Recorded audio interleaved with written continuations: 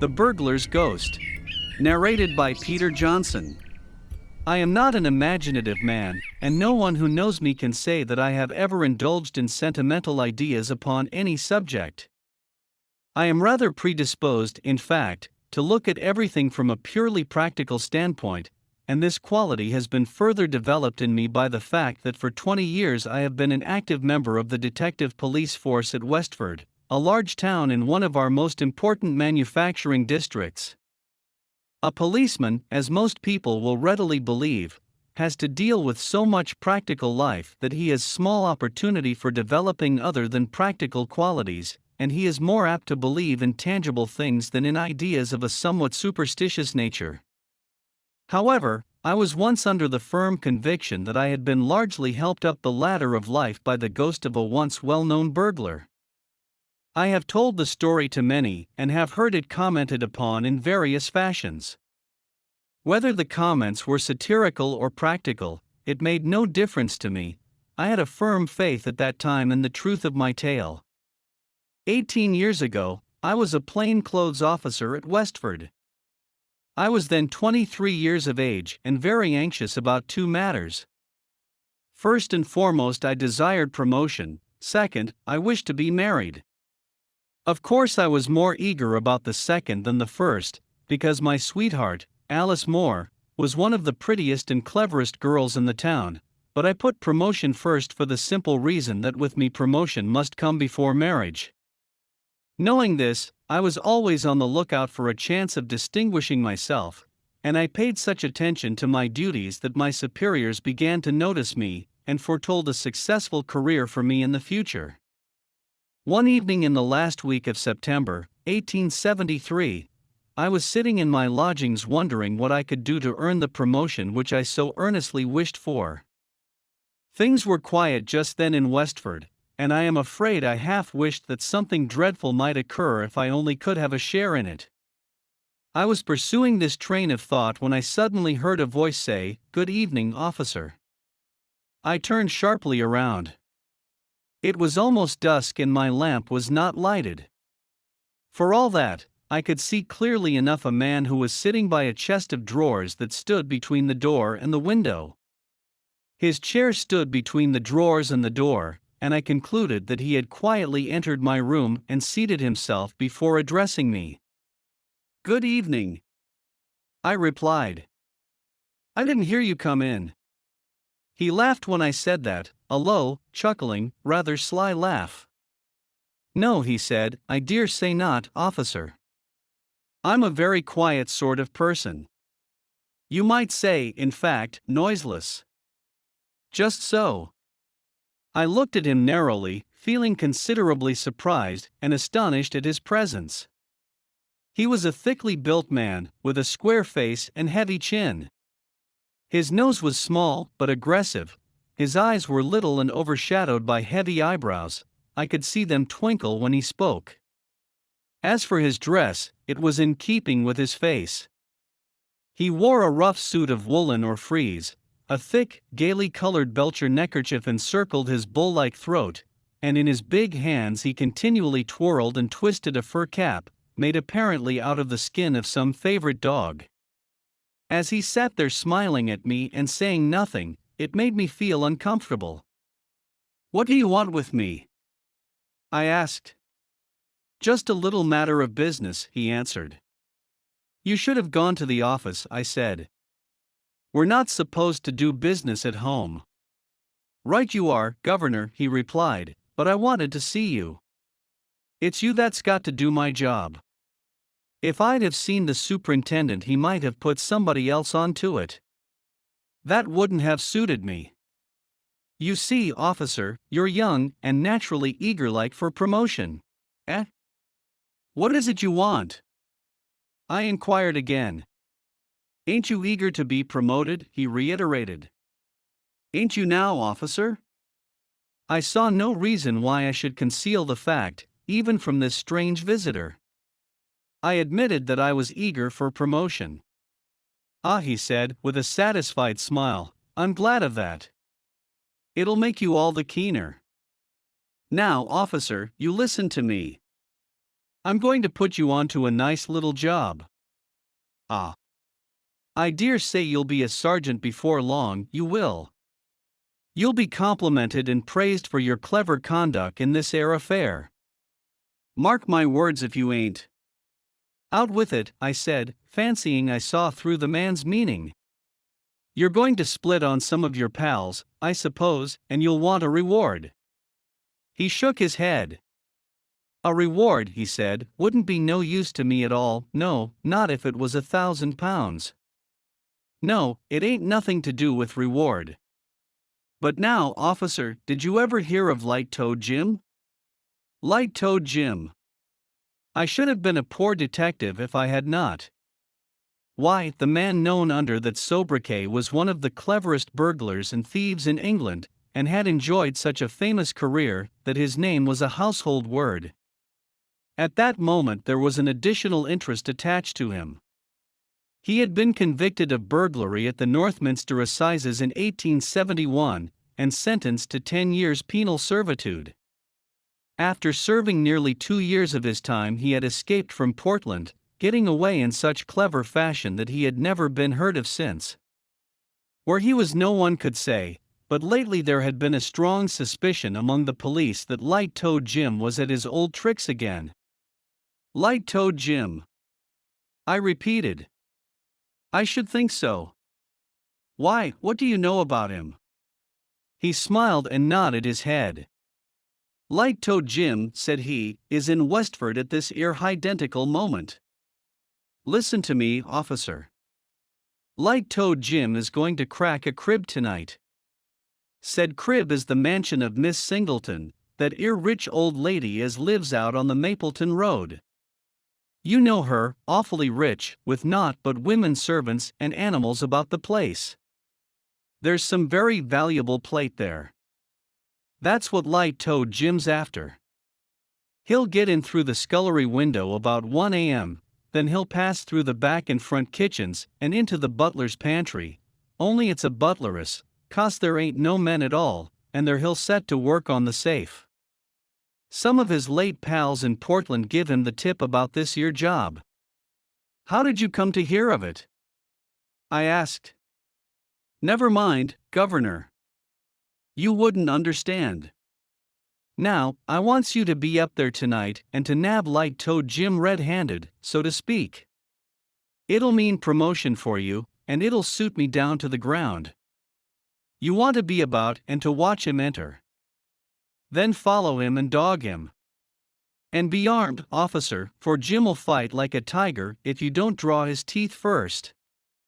Now, look here, my man, said I, this is all very well, but it's all irregular. You must just tell me who you are, and how you come to be in Light-Toed Jim's secrets, and I'll put it down in black and white. I turned away from him to get my writing materials. I was not half a minute with my back to him, but when I turned round he was gone. The door was shut, but I had heard no sound from it either opening or shutting. Quick as thought I darted to it, tore it wide open, and looked down the narrow staircase. There was no one there. I ran hastily downstairs into the passage, and found my landlady, Mrs. Mariner, standing at the open door with a female friend. Mrs. Mariner, I said, breaking in upon their conversation, which way did that man go who came downstairs just now? Mrs. Mariner looked at me strangely.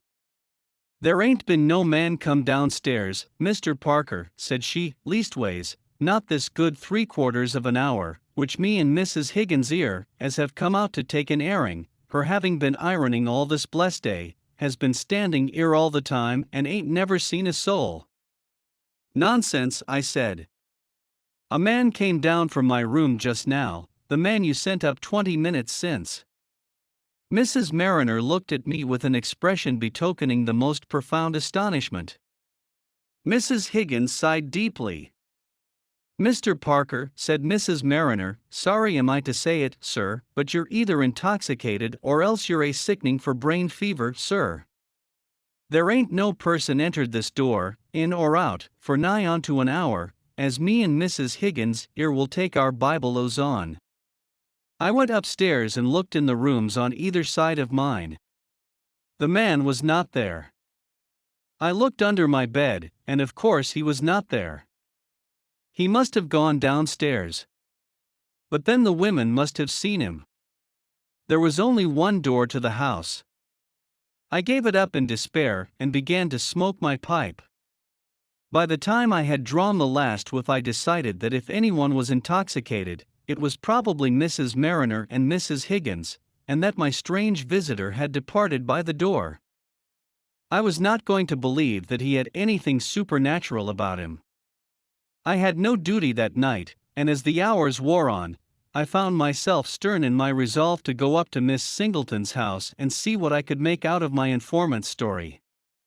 It was my opinion that my late visitor was a whilom pal of Light-Toed Jim, and that having become aware of the latter's plot, he had, for some reason of his own, decided to split on his old chum. Thieves' disagreement is an honest man's opportunity, and I determined to solve the truth of the story told me.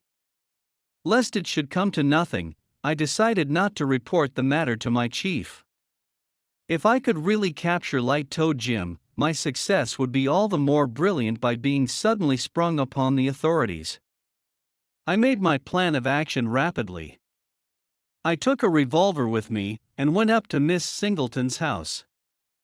Fortunately, I knew the housekeeper there, a middle-aged, strong-minded woman, not easily frightened, which was a good thing.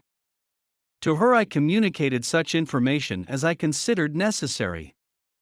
She consented to conceal me in the room where the safe stood. There was a cupboard close by the safe from which I could command a full view of the burglar's operations and pounce upon him at the right moment.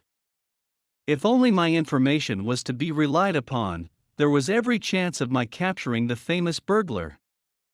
Soon after midnight, when the house was all quiet, I went to the pantry and got into the cupboard, locking myself in.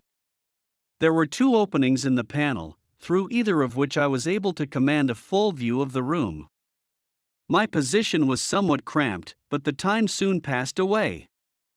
My mind was principally occupied in wondering if I was really about to have a chance of distinguishing myself.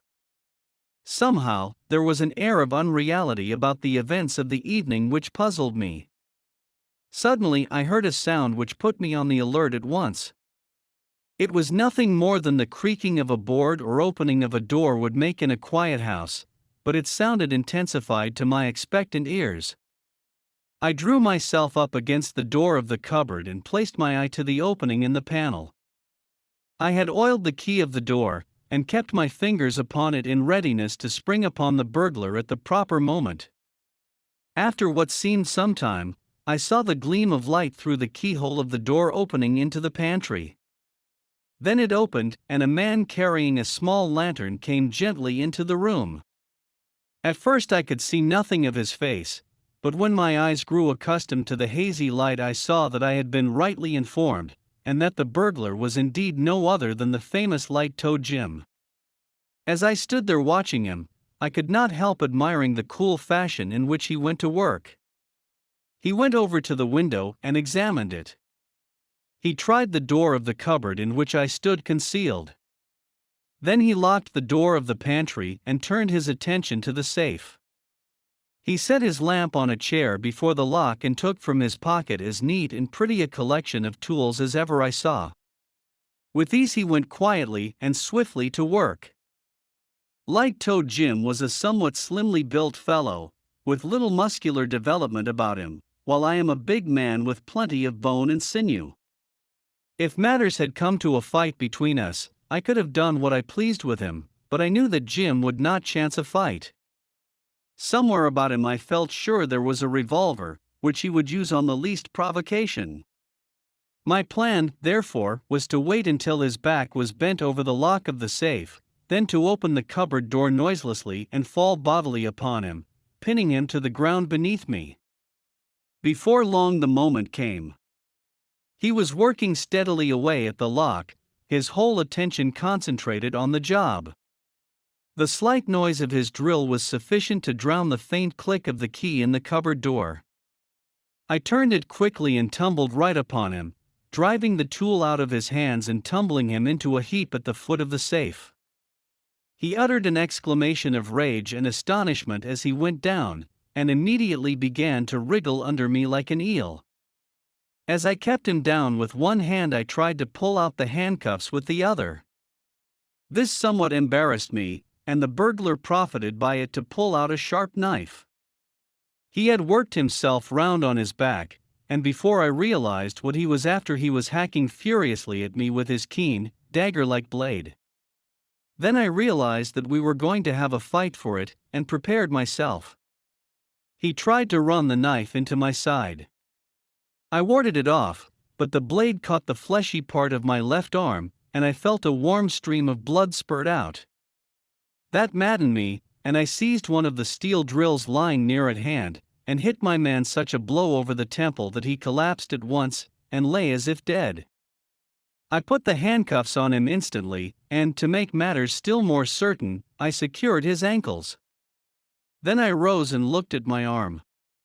The knife had made a nasty gash, and the blood was flowing freely, but it was not serious, and when the housekeeper, who had just then appeared on the scene, had bandaged it, I went out and secured the help of the first policeman I met in conveying Light-Toed Jim to the office. I felt a proud man when I made my report to the inspector. "Light-Toed Jim," said he. "What, James Bland?" "Nonsense, Parker."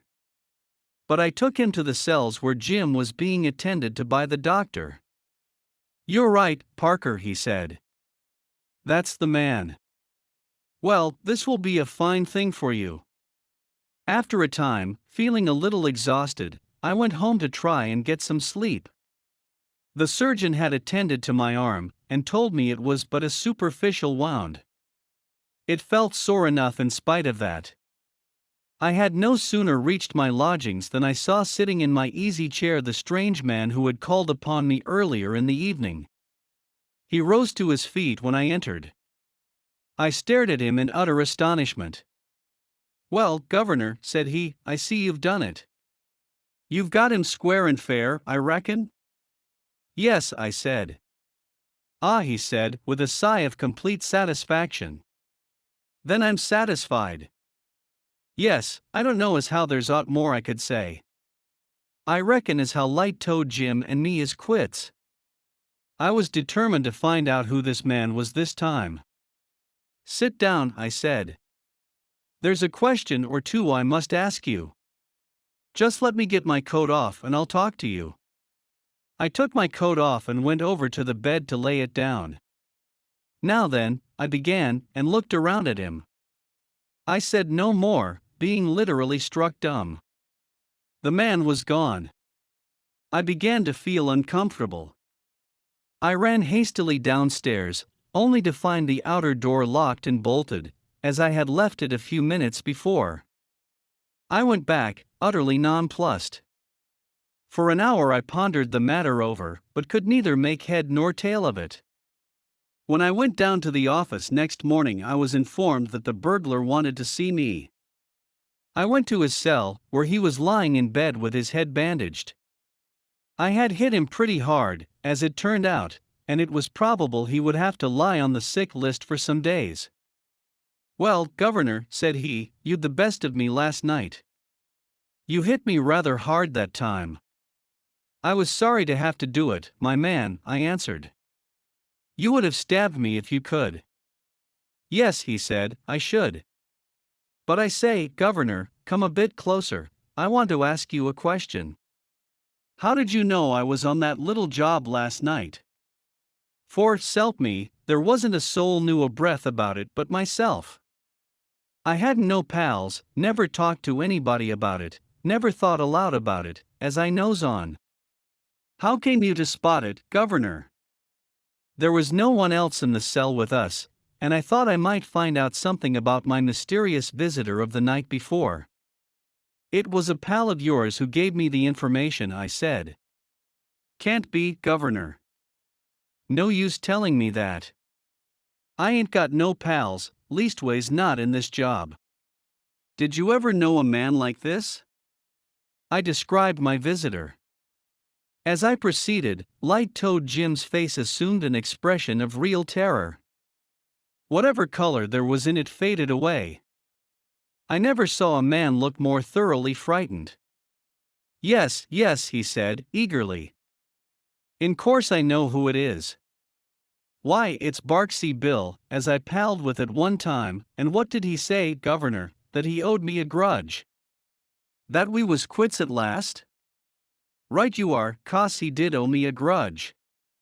I treated Bill very shabby indeed, and he swore solemn he'd have his revenge.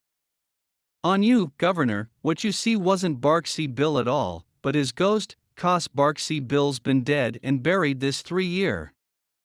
I was naturally very much exercised in my mind over this weird development of the affair, and I used to think about it long after Light-Toed Jim had once more retired to the seclusion of Portland. While he was in charge at Westford, I tried more than once to worm some more information out of him about the defunct Barksy Bill, but with no success. He would say no more than that Bill was dead and buried this 3 year, and with that I had to be content. Gradually I came to have a firm belief that I had indeed been visited by Barksy Bill's ghost, and I often told the story to brother officers, and sometimes got well laughed at. That, however, mattered little to me. I felt sure that any man who had gone through the same experience would have had the same beliefs. Of course, I got my promotion and was soon afterward married. Things went well with me, and I was lifted from one step to another. In my secret mind I was always sure I owed my first rise to the burglar's ghost, and I should have continued to think so but for an incident which occurred just 5 years after my capture of Light-Toed Jim. I had occasion to travel to Sheffield from Westford, and had to change trains at Leeds. The carriage I stepped into was occupied by a solitary individual, who turned his face to me as I sat down. Though dressed in more respectable fashion, I immediately recognized the man who had visited me so mysteriously at my lodgings. My first feeling was one of fear, and I dare say my face showed it, for the man laughed. "Hello, Governor," said he, "I see you knew me as soon as you come in. You owes a deal to me, Governor, now, don't you, eh?"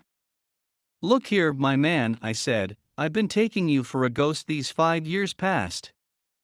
Now just tell me how you got in and out of my room that night, will you?" He laughed long and loud at that. "A ghost," said he. "Well, if that ain't a good un. Why, easy enough, Governor. I was lodging for a day or two in the same house. It's easy enough, when you know how, to open a door very quiet and to slip out too. But I followed you sharp, and looked for you. Aye, Governor, but you looked down, and I had gone up. You should have come up to the attics, and there you'd have found me. So you took me for a ghost? Well, I'm blowed." I told him what Light-Toed Jim had said in the cell. "Aye," said he, "I dare say, Governor. You see, towards this way, it weren't Jim's fault as I wasn't dead. He tried to murder me, Governor, he did, and left me lying for dead. So I say to myself when I comes round that I'd pay him out sooner or later. But after that I quit the profession, Jim's nasty conduct having made me sick of it. So I went in for honest work at my old trade, which was draining and pipe repairing.